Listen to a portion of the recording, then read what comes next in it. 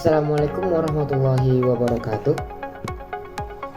Halo teman-teman, selamat datang di video pembelajaran mata kuliah dasar digital. Jadi kali ini kita akan membahas salah satu konsep paling mendasar tapi sangat penting di dalam dunia elektronika digital, yaitu gerbang logika. Yuk, mari simak bersama-sama. Gerbang logika adalah alat dasar dalam sirkuit digital yang bekerja berdasarkan logika 0 dan 1.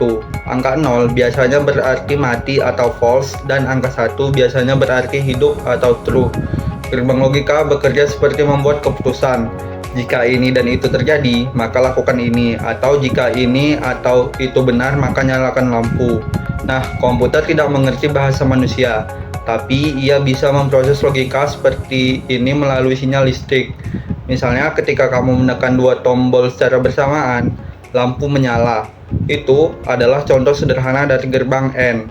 Dengan menggabungkan beberapa gerbang logika, kita bisa membangun kalkulator, sistem alarm, bahkan otak dari komputer. Mari langsung saja kita masuk ke gerbang logika yang pertama. Pertama, kita bahas gerbang N. Gerbang N akan menghasilkan output 1 hanya jika semua input bernilai 1. Jika salah satu input bernilai 0, maka outputnya juga 0.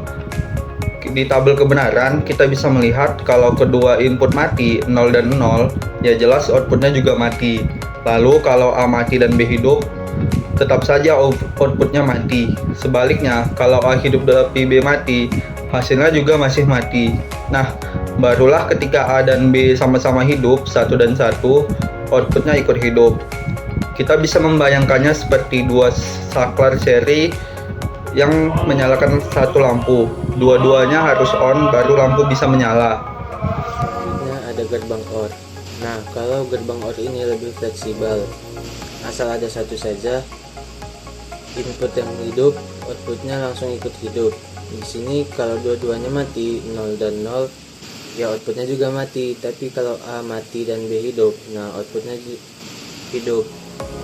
Lalu kalau A hidup dan B mati, hasilnya juga hidup. Dan kalau dua-duanya hidup, ya jelas hidup juga. Ibaratnya seperti dua sakral paralel. Salah satunya nyala, lampunya ikut nyala. Lalu ada gerbang NOT. Gerbang NOT ini unik karena dia cuma punya satu input dan langsung dibalik. Hidup jadi mati dan mati jadi hidup. Kalau kita masukkan 0, hasilnya malah 1. Tapi kalau kita masukkan 1, outputnya jadi 0. Selain tiga gerbang dasar tadi, terdapat juga gerbang turunan seperti NOR, NAND, SOR, dan XNOR. Pertama, kita akan membahas gerbang turunan NOR. Gerbang NOR adalah gabungan dari gerbang OR dan NOT. Kalau dua-duanya mati, hasilnya justru hidup. Tetapi kalau salah satunya hidup, misalnya A mati dan B hidup, maka hasilnya mati. Dan kalau dua-duanya hidup, ya jelas outputnya mati. Jadi ini adalah kebalikan dari gerbang OR. Kalau OR nyala, NOR justru mati. Selanjutnya ada gerbang NAND. Gerbang NAND adalah gabungan dari gerbang N dan NOT. Kalau kita lihat, ketika semua inputnya mati, 0 dan 0, hasilnya justru hidup. Saat A mati dan B hidup, hasilnya juga hidup.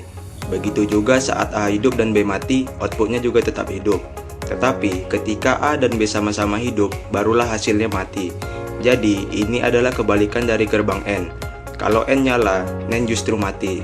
Lalu ada gerbang SOR. SOR itu exclusive OR, artinya hasilnya hidup hanya kalau inputnya beda. Kalau dua-duanya mati, hasilnya mati. Kalau A mati dan B hidup, hasilnya hidup. Kalau A hidup dan B mati, juga hidup. Tapi kalau dua-duanya hidup, malah mati. Jadi SOR ini cocok untuk logika, harus beda untuk nyala. Lalu terakhir ada gerbang SNOR. Ini adalah kebalikan dari SOR. Outputnya hidup kalau inputnya sama. Kalau dua-duanya mati, hasilnya hidup. Tapi kalau A dan B beda, entah A hidup atau B hidup, hasilnya pasti mati.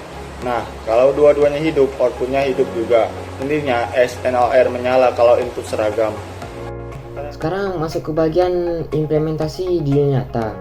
Setelah teman-teman mengenal berbagai jenis gerbang logika seperti yang dijelaskan teman-teman saya tadi, teman-teman pasti bertanya, buat apa sih gerbang logika ini di dunia nyata gitu. Jadi jawabannya itu ada banyak. Misalnya di sistem alarm rumah. Di sini kita bisa gunakan gerbang N dan NOT. Jadi, sensor pintu dan jendela dihubungkan ke gerbang N. Jadi, alarm itu hanya berbunyi jika semua sensor mendeteksi pelanggaran. Dan gerbang NOT bisa membalik sinyal untuk memberi efek alarm aktif saat pintu terbuka. Atau lainnya itu di mesin penghitung otomatis seperti yang ada di tempat parkir.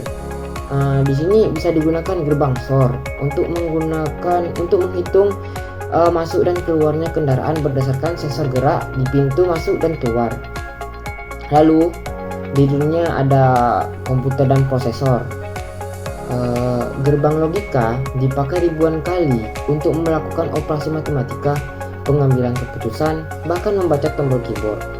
Contoh lainnya ada lampu lalu lintas otomatis. Ini menggunakan kombinasi gerbang logika untuk menentukan kapan lampu merah, kuning, dan hijau menyala berdasarkan sensor kendaraan.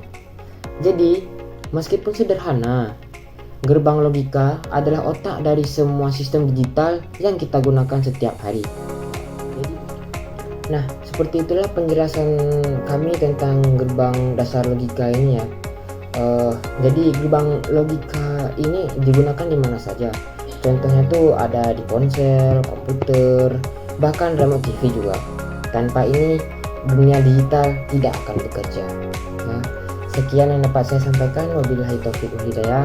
Assalamualaikum warahmatullahi wabarakatuh.